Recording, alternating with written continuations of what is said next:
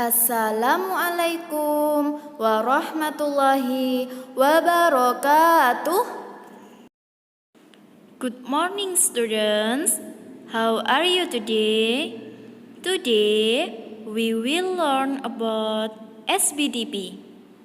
But before we study, let's pray together.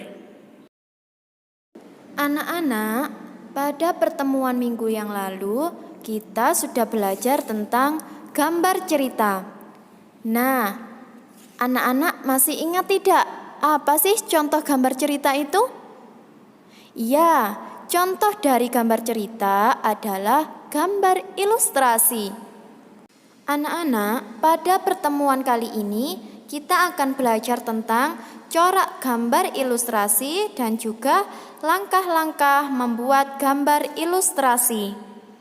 Di sini Bu Risa akan menjelaskan 4 corak gambar ilustrasi. Corak yang pertama yaitu realis.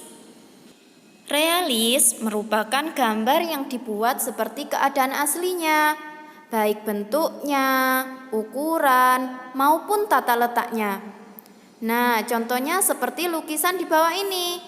Ini adalah lukisan orang-orang yang berada di sawah yang dibuat seperti aslinya. Corak gambar ilustrasi yang kedua yaitu karikatur. Karikatur merupakan gambar yang melebih-lebihkan atau mengubah dari objek aslinya.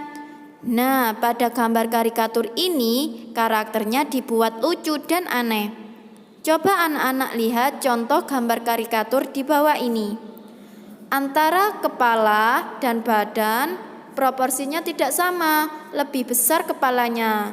Nah, itu tidak sesuai dengan objek aslinya.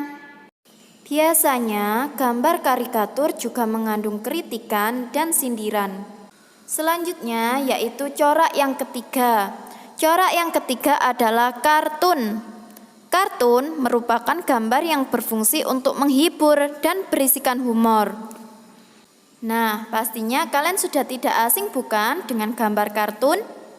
Pada gambar kartun dapat berupa tokoh binatang maupun manusia. Corak yang keempat yaitu dekoratif. Dekoratif adalah gambar yang disajikan dengan mengubah bentuk objek aslinya. Gambar dekoratif ini mengubah bentuk objeknya menjadi lebih indah, tetapi tidak menghilangkan ciri-ciri khas dari objek tersebut. Nah, itu tadi adalah 4 macam corak gambar ilustrasi. Sekarang kita belajar langkah-langkah membuat gambar ilustrasi. Langkah yang pertama yaitu menentukan gagasan. Gagasan ini adalah inti dari sebuah cerita. Jadi, gagasan bersumber dari bacaan. Setelah itu, kalian bisa menentukan apa yang akan digambar, siapa tokohnya, dan bagaimana suasananya. Langkah yang kedua yaitu membuat sketsa. Sketsa adalah rancangan gambar yang dibuat sesuai dengan gagasan. Jadi, setelah kalian menentukan gagasan, maka buatlah sketsanya, rancangan gambarnya. Biasanya dalam membuat sketsa kita menggunakan pensil. Berikut ini adalah contoh sketsa. Setelah kita membuat sketsa, langkah yang ketiga yaitu melakukan pewarnaan. Nah, sketsa yang sudah selesai bisa kalian warnai.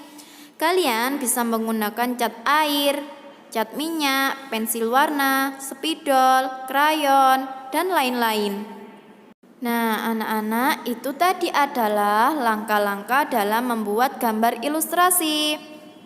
Cukup sekian pembelajaran hari ini. Thank you for your attention. Happy studying. Wassalamualaikum warahmatullahi wabarakatuh.